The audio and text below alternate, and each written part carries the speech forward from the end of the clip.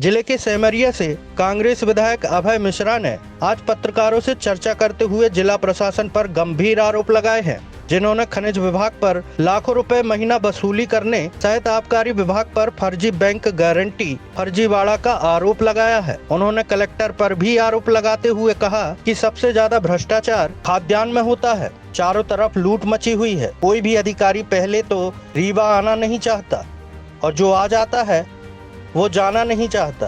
खनिज विभाग में पदस्थ वीर सिंह 15 सालों से जमे हुए हैं। चलिए देखते हैं पत्रकार वार्ता में सेमरिया से कांग्रेस विधायक द्वारा और क्या कुछ कहा गया। रीवा से ब्यूरो चीफ अनिल तिवारी की इस रिपोर्ट में। जिले के स्थानीय मुद्दों को लेकर बात कर रहा हूँ। प्रजातंत्र में दहशतगर्दी और भय और भ्रष्टाचार का जो वातावरण निर्मित है, उसकी जड़ों में मैं रीवा की जनता को आपके माध्यम से पहुँचा रहा हूँ। आपने देखा होगा, हम लोग कहते हैं कि रीवा में जब किसी अधिकारी का स्थानांतरण होता है तो वो रीवा आने को तैयार नहीं होता, और जब रीवा आ जाता है तो रीवा से जाने को तैयार नहीं होता, वो बार बार रीवा में पोस्टिंग कराता है। पता है आपको क्या है इसका कारण? हमारा ये जो रीवा संभाग मुख्य रूप से रीवा जिला है, यहाँ अधिकारियों की ये पनाहगाह, यहाँ का जो वातावरण है, हमारा जो समाज है वो कानून को नहीं मानता या कानून को चकमा देकर खुली लूटपाट करता है। और हमारे रीवा जिले में एक कल्चर है, जैसे माइनिंग है। माइनिंग आप कहेंगे कि माइनिंग की लूटपाट और भी जगह होती होगी, नहीं होती। इसलिए नहीं होती कि वहाँ समाज अलाउ नहीं करता, लोग नियम कानून को लेकर चलते हैं। लेकिन हमारे यहाँ जो माइनिंग होती है, आप एक कल्पना कर सकते हैं कि वीर सिंह एक ड्राफ्टमैन, सहायक ड्राफ्टमैन, जिसको मानचित्रकार कहते हैं, किसी की कृपा से 15 साल से रीवा में पोस्टिंग है, माइनिंग इंस्पेक्टर के प्रभार में है। इसके पहले दो खास आदमी पांडे और वो दीक्षित होते थे। आप ये कल्पना कर सकते हैं कि एक एक क्रशर से 1-1 लाख रुपए महीना हमारे बरकुइया क्षेत्र, बैजनाथ क्षेत्र में 150 क्रशर से 1.5 करोड़ रुपए महीने की वसूली होगी। आपको यकीन नहीं होता होगा, लेकिन आप मानिए हो रहा है। मुश्किल से 4-5 ही क्वेरी लीज है। क्वेरी लीज मतलब है मिनरल माइंस, लघु मूल गौड़ खनिज, जिससे हम मिट्टी बना सकते हैं, जिसकी रॉयल्टी 100 रुपये क्यूबिक मीटर। पूरा का पूरा एरिया लाइम स्टोन का है। लाइम स्टोन मतलब कि महंगा खनिज, जैसे चूना ही बनाना चाहिए। अगर हम गिट्टी बना रहे हैं तो हम नेशनल लॉस कर रहे हैं। उसकी रॉयल्टी 200 रुपये क्यूबिक मीटर। मुश्किल से 25-50 हज़ार क्यूबिक मीटर से ज़्यादा का पिट पास है ही नहीं माइनर मिनरल में, ठीक है, क्वारी लीज में। और मेजर मिनरल जो लाइम स्टोन है। अब आप ये बताइए कि रीवा जिले में सिंचाई विभाग, PWD विभाग, MPRDC, प्रधानमंत्री सड़क योजना, इतने काम चलते हैं। इतने कामों में 10 लाख क्यूबिक मीटर मटेरियल लग रहा है। इसका एक नियम है कि मेजरमेंट डेट से पहले आपको ने अगर पिट पास उस डेट का नहीं दिया है, इसका मतलब आपने अवैध उत्खनन किया है। कानून ये कहता है कि अगर अवैध उत्खनन है, पहले पिट पास नहीं है और बाद में लगाया गया है, तो बाजार मूल्य अथवा रॉयल्टी का 10 गुना में से जो अधिक होगा वो लगेगा। पर कल्चर क्या है, विभाग उतना पैसा बस रोक लेता है रॉयल्टी का, और बाद में ये अंटसंट मतलब मनमाने तरीके पे NOC दे दिए, और नहीं दिए तो विभाग ने उतना काट करके फाइनल कर दिया। ये दे ही नहीं सकते, इनके पास है ही नहीं। अंतिम में क्या होगा, जांच के बाद ये कह देंगे कि इलाहाबाद और लंदन से हमने गिट्टी मंगाई थी, रीवा की गिट्टी नहीं। जबकि आप जानते हैं कि रीवा से पूरी गिट्टी यूपी को जा रही है और रीवा में तो लगना ही है। और अंतिम जांच में इनका यही एक उत्तर होगा कि जो गिट्टी प्रयुक्त हुई है ये रीवा की। इस तरह से खुलेआम भ्रष्टाचार हो रहा। 2 पार्टों में बटा हुआ है, एक है कलेक्ट्रेट, एक है पुलिसिंग। जो आबकारी का टेंडर है वो कहाँ से होता है? कलेक्ट्रेट से।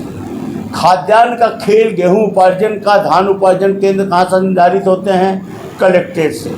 पहले हम लोग पिक्चर देखा करते थे, बहुत छोटे छोटे थे, तो जब फिल्म आती थी अमिताभ बच्चन की तो स्मगलिंग इस टाइप की पिक्चर बनती थी। फिर ड्रग्स आया।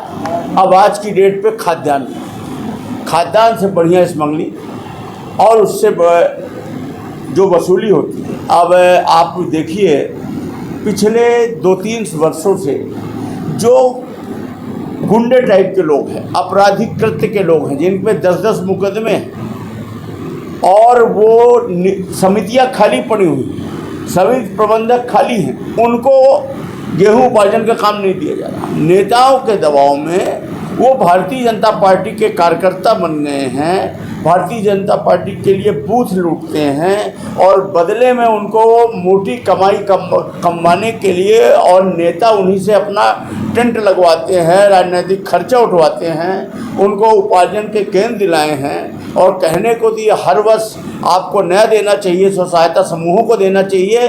और हम तो कहते हैं कि मूल रूप से जो आपकी समितियां हैं खाली बैठी हैं, उन समिति प्रबंधक को क्यों नहीं देते? लेकिन नहीं, ये इन आपराधिक कृत्य वाले व्यक्तियों को यहाँ से पूरा एक नेटवर्क है, जो पिछले साल भी किए, उसके पिछले साल भी किए, इस साल भी वही पा रहे हैं। 1000 रुपये प्रति ट्रैक्टर जबरन गुंडागर्दी से पैसा ले रहे हैं, 500 ग्राम से लेकर 1 किलोग्राम कम तोल रहे हैं।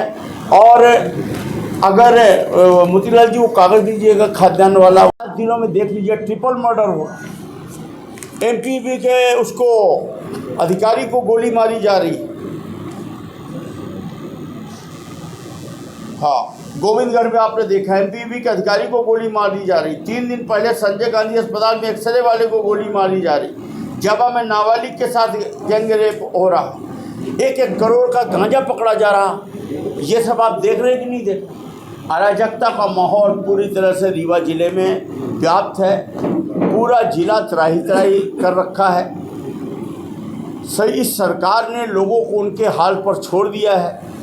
बच्चे नशे की लत पर एकदम बर्बाद हो चुके हैं, क्योंकि कोई किसी तरह से उनको रोज़गार का साधन नहीं है। पढ़ लिख लिए भटक रहे हैं, डिप्रेशन के शिकार हैं और वो जैसे डिप्रेशन में आते हैं, सामने कोई गांजा लिए, कोरेक्स लिए खड़ा बेचने के लिए। आज पूरा का पूरी समाज, हमारा आने वाली पीढ़ी बर्बादी के कगार पर खड़ी है और ये अधिकारी यहाँ आके लूट का अड्डा बनाकर ट्रकों में रुपए भर के ले जा और अब ले गई। अब यही जो कोर्ट में खड़े हुए थे कि जब वो गया कॉन्ट्रैक्टर के हमारा टर्मिनेट करा दिया गया, गलत हो रहा है, तो यही कोर्ट में खड़े हुए अधिकारियों को खड़ा किया कि नहीं सही टर्मिनेट हुआ। और जब वो ले गई तो ये गए कोर्ट में कि नहीं अब इसको कैंसिल कर दिया जाए। तो कोर्ट ने कहा तुम्हारी चिट तुम्हारी पट कैसे होगी। अब वो एग्रीमेंट कर ली उदित वाले, अब उसकी आत्मा वहीं छटपटा रहे।